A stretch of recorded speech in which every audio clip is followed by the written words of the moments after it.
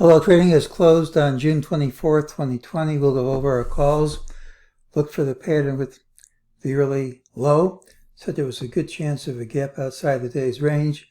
Said we hoped the gap would be up because I had this plan for a rally to higher prices by early July, but said I had nothing requiring us to gap up, and if we didn't gap up, lower prices should print.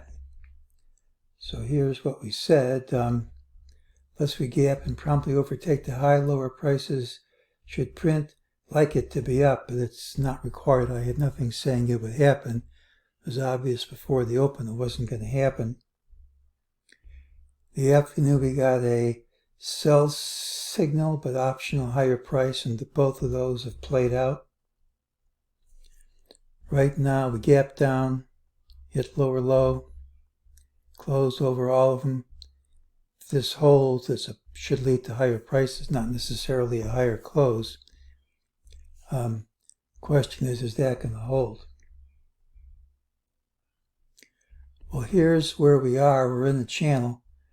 Normally when you drop down to this lower line in the channel, if you're going to get a sustainable break, a break which just keeps on dropping, you really should have a gap under today's low.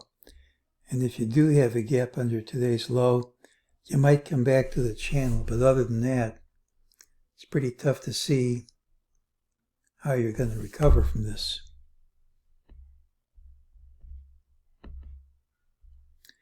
Well, this was our standard count. We'll come to the alternate one in just a minute. We never really threw this out the window. Even if A is over here, this count still works with this high holding.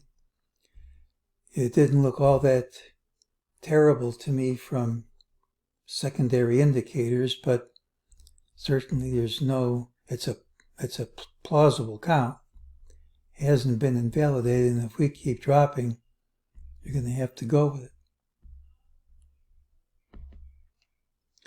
Even if you move the A from here to here, you can take the height of A,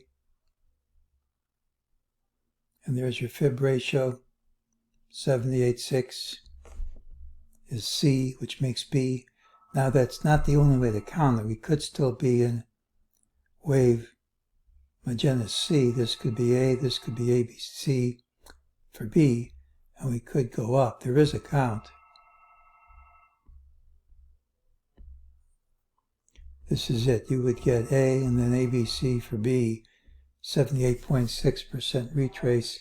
It doesn't break any rules. I'm kind of suspicious because this sure looks like not a wave C, but I mean it could be a wave C. It's an impulse, but it sure looks like a impulsive wave that's ready for more action on the downside.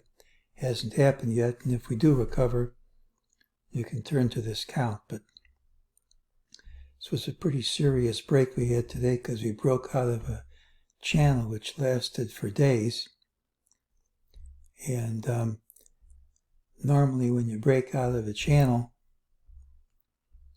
it isn't a false move. A false move would be if we recovered quickly.